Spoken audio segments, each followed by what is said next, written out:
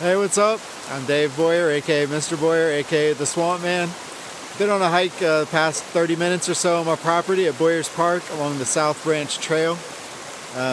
Here's one of the bridges I built, one of the first bridges I built. I used to do a birthday project. Every birthday I got some money from my parents and family and stuff and invested in some kind of trail maintenance on the property. This bridge is, I don't know, 7 years old maybe or so.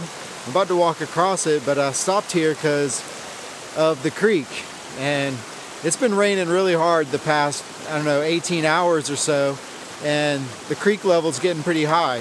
It's about to hit flood stage, where it's going to reach over its banks and spill water along the forest in here. So I wanted to stop and kind of talk to you about the three processes of weathering, erosion, and deposition, because this is a really good example of it right here on my property. So the rain that we've had keeps falling down and hitting the hillsides. I'm in the middle of the Piedmont, the mountain range right before the Sourtown Mountains. My property is actually part of the Sourtown Mountain Range, but it's in the little foothills of it. So we've got all these little hills, and the rain keeps falling on the hillsides, and gravity's pulling it downhill. And as it's going downhill, it's banging into everything that's in its way. So it's washing down little bits of rock and dirt and debris like leaves and branches and everything, and filling up this creek. That process is weathering and erosion.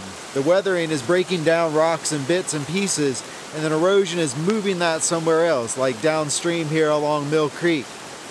This branch of this little turn in the creek here that I've got is a perfect example of where we might see deposition. So that water is filled. I mean, it's brown. Normally this water is really clear. As long as it's not raining hard, it's really clear. But it's muddy today because of all the rain that's washing all this sediment. So it's filled with all this dirt and stuff inside of it. And as it's moving down, it hits these little spots, these S's in the creek, and it bangs into the hillside. When it bangs into the hillside, it's gonna impede some little rocks and pebbles and dirt and everything, branches into the side of the hill, and the water keeps on going forward. So it helps the creek to actually change directions over, hundreds of years because of this process.